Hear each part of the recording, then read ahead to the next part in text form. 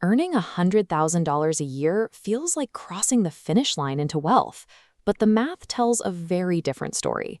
Over half the people making that six-figure salary live completely paycheck to paycheck, watching their cash sputter out before the month is over. The cycle runs on a very predictable psychological loop. You get paid, cover your rent, pay your subscriptions, go out for dinner, and feel totally secure for about a week. By the final days of the month, the account is nearly empty, leaving you holding your breath until the next direct deposit clears. This happens because most people operate with a leaky financial bucket. Every time you get a raise or an end-of-year bonus, your expenses automatically scale up to consume that new money. You simply upgrade your lifestyle to match your new income. To maintain the illusion that you can actually afford this expanding lifestyle, you turn to plastic. You end up financing dinners, clothes, and vacations on credit cards, dragging along balances with average interest rates sitting comfortably above 21%. Historically, laborers worked for nothing more than food, shelter, and water.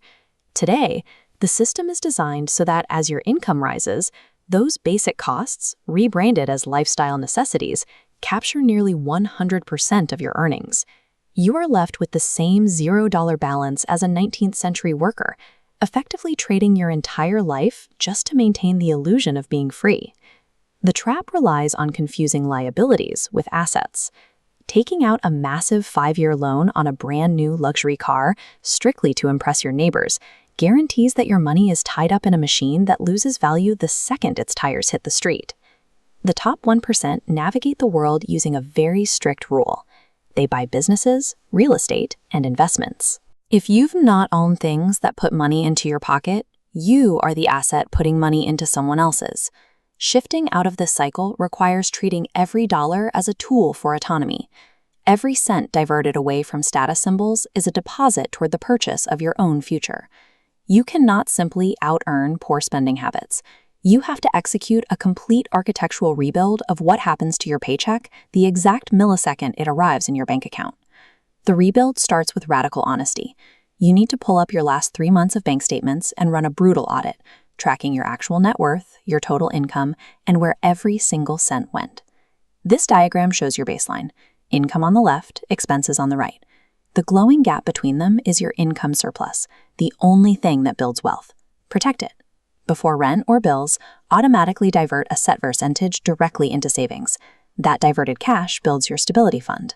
This is a protected reserve of 3 to 6 months of living expenses, housed securely in a high-yield savings account where it earns interest while remaining instantly accessible. Without this data-driven audit and defensive cash buffer, you remain completely exposed. The moment a car transmission fails or an unexpected medical bill hits, you will be forced right back to those high-interest credit cards just to survive. Once the defense is locked down, every remaining dollar of your surplus must go on the offense. You have to deploy that money into growth assets to outpace the natural decay of inflation. Look at this chart. The investor starting at 20 invests a small monthly amount, but mathematically crushes the person starting at 30 who invests far more. Thanks to compound interest, giving money time to multiply is more powerful than your starting principal. The easiest way to sabotage that growth is by chasing internet hype. The wealthy do not throw their hard-earned surplus at volatile crypto coins, NFTs, or attempts to time the market. Instead, they use broad index funds. Rather than trying to guess which individual stock will win, an index fund allows you to buy a tiny slice of the hundreds of the most successful companies in the economy all at once. Billionaires like Peter Thiel took this math a step further. By placing early-stage investments inside specialized tax-advantaged accounts, like a Roth IRA, they shielded their returns from the government, locking in massive, tax-free exponential growth. Thiel leveraged his accounts to place early bets on historic tech startups, including the early days of Facebook. Capturing that initial burst of hypergrowth scales a small amount of initial capital into billions of dollars. For the rest of us, the principle remains exactly the same. True wealth relies on boring, consistent investments over decades. You put the money in, step back, and let the broader market do the heavy lifting. The divide between the people who stay broke and the people who build wealth ultimately comes down to mastering delayed gratification. The poor prioritize feeling rich today. The wealthy prioritize actually being rich tomorrow. that discipline has to extend to your social circle. You must keep your friendships completely separate from your investments, refusing to risk your hard-earned capital on a buddy's new project just because you feel pressured to support them. You also have to relentlessly increase your earning power year over year. Whether you teach yourself a high-value skill like coding or launch a side hustle, raising your income ceiling directly accelerates the size of your investable surplus. Mastering these numbers serves a single practical purpose. It allows you to use your accumulated capital to purchase the only non-renewable resource you have, your own time. Money is an infinitely renewable resource.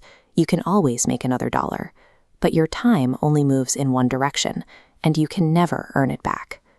Stop postponing your financial reality. Pull up your bank statements today, run the audit, and confront exactly what your money is doing.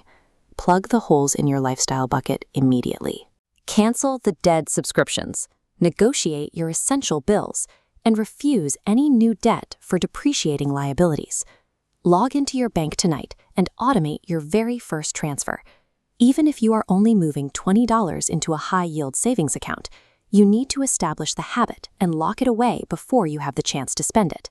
You must build the architecture of your own financial independence, because if you don't, you will spend the rest of your life as a tool used to build someone else's.